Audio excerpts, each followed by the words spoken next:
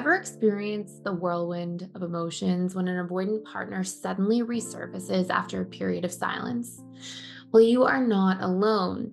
And in this video, specifically today, we are going to cover the reasons why an avoidant attachment style tends to resurface or come back after a period of no contact. I will help you first to understand what an avoidant attachment style is, if you're not already familiar, just very briefly. And then we'll dig into exactly what is happening at a deeper level, which causes an avoidant attachment style to want to move back towards their partner after a period of being apart.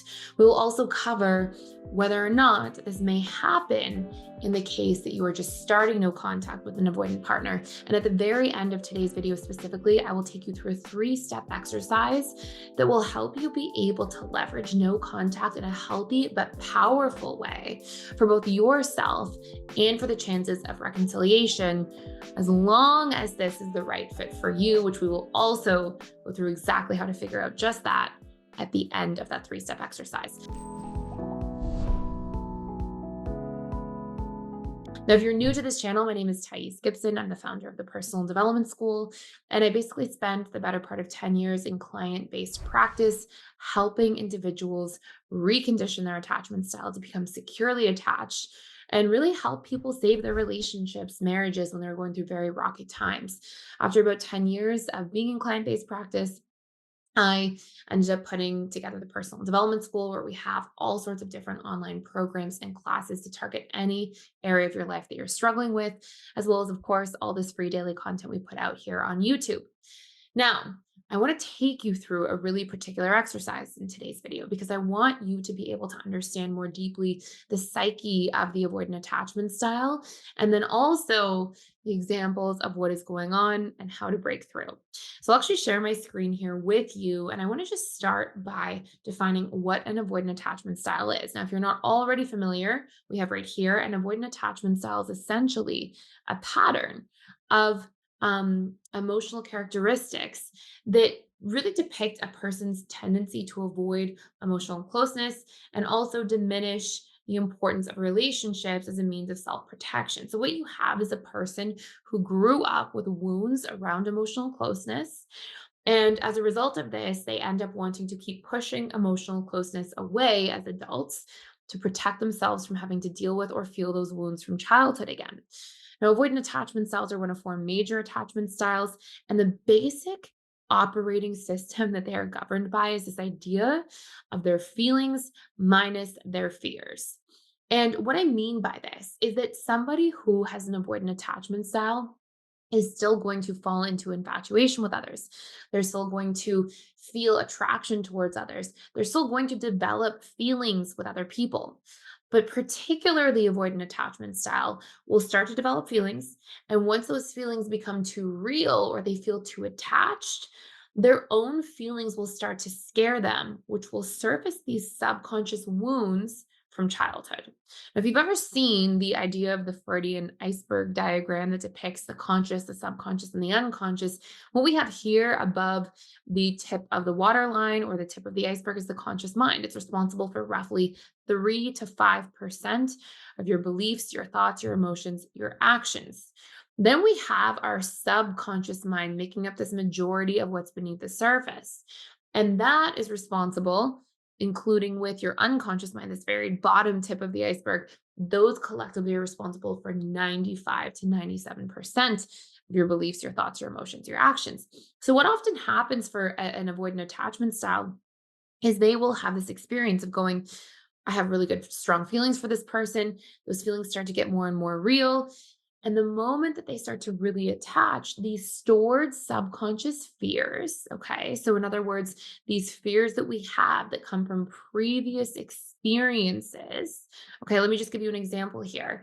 If you've ever had a feeling, let's say, of somebody really criticizing you in your childhood, if it happened repetitively enough or if it hurt you enough, it will fire and wire neural pathways, which will cause you to have an imprint at the subconscious level. And years later, you may fear somebody making you feel not good enough again, or you may be extra sensitive to criticism. The same thing happens for all of us all the time. And the most clear avoidant attachment style example is that they have this dynamic where they feel a pain that takes place from connection. They feel this sense of suffering because they do not get their needs adequately met in childhood. And when they try to open up and connect emotionally, it often gets diminished or dismissed. And so now they have this deep subconscious set of fears and beliefs that if I open up emotionally again, I will be seen as weak or incapable or defective, like something's wrong with me. Or they may even fear ending up feeling emotionally unsafe or trapped with the wrong person who will diminish their actual need for emotional connection. And they tend to believe that really nobody's available for that. So they try to push their own needs for emotional connection down, compartmentalize them, repress them all the time.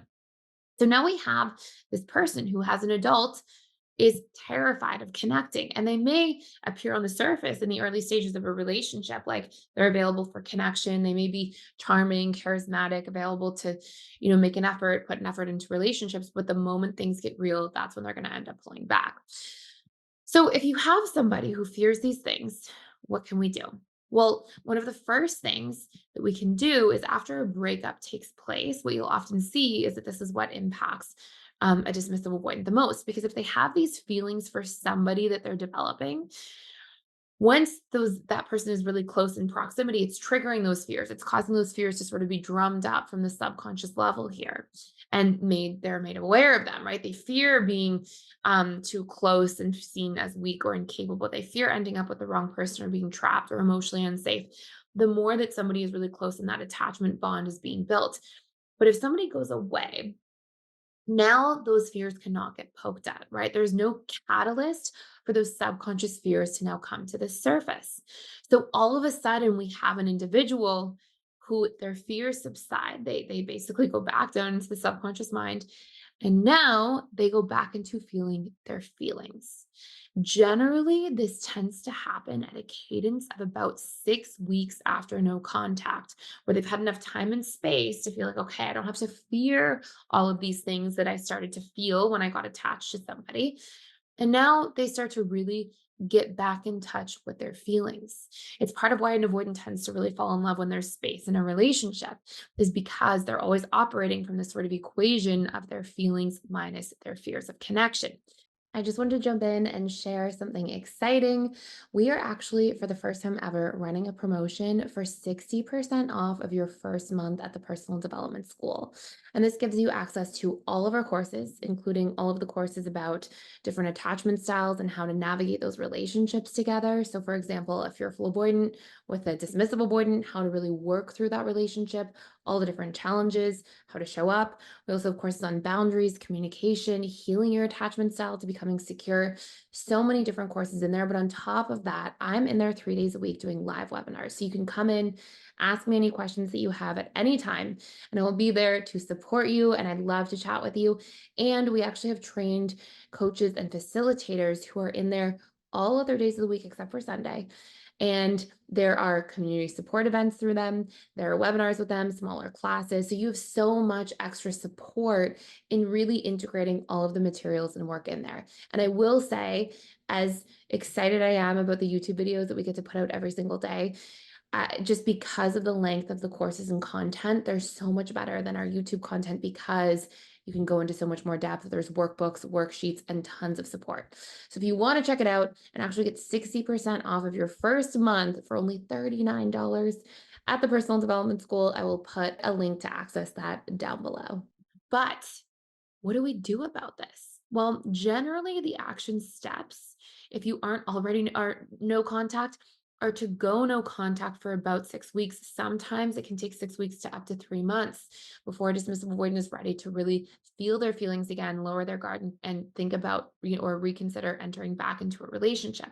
But then we have something called the reconnection phase. Now, the reconnection phase generally lasts for 8 weeks after contact begins.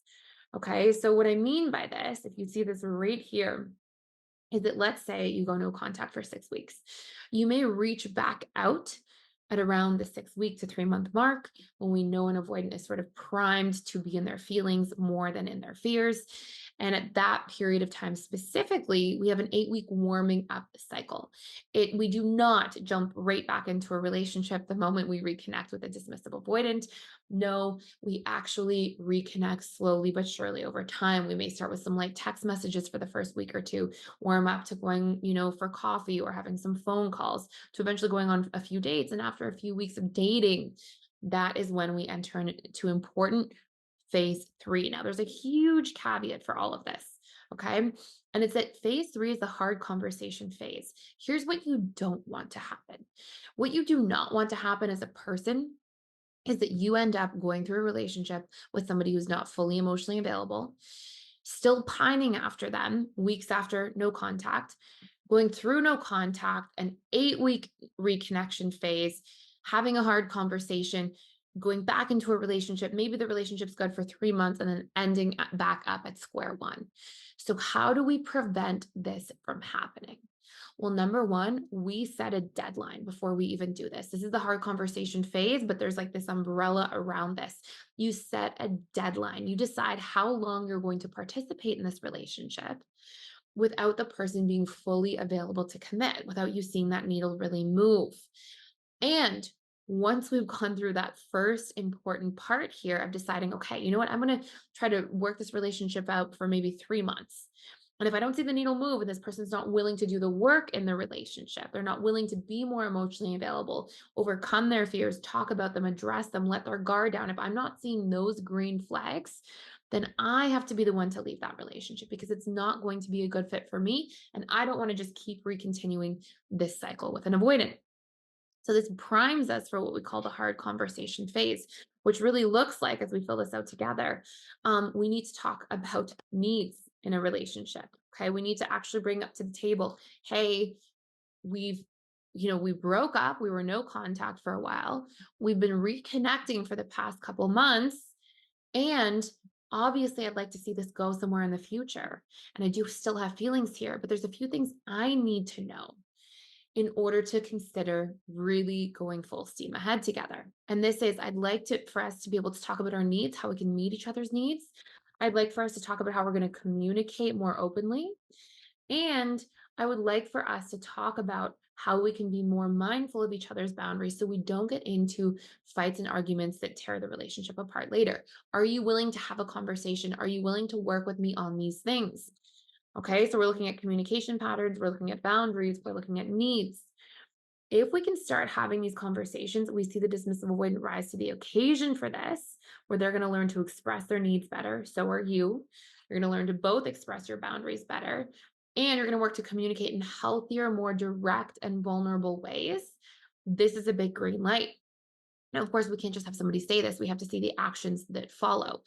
If somebody sabotages this conversation, pushes the conversation away, you have a clear answer that somebody is not in a position to be fully available the way that you need, and you have a pretty good likelihood of ending back up at square one, which we don't want.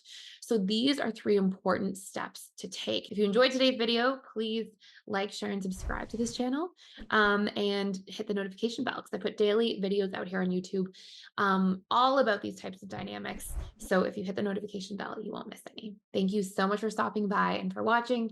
I can't wait to see you in the next video.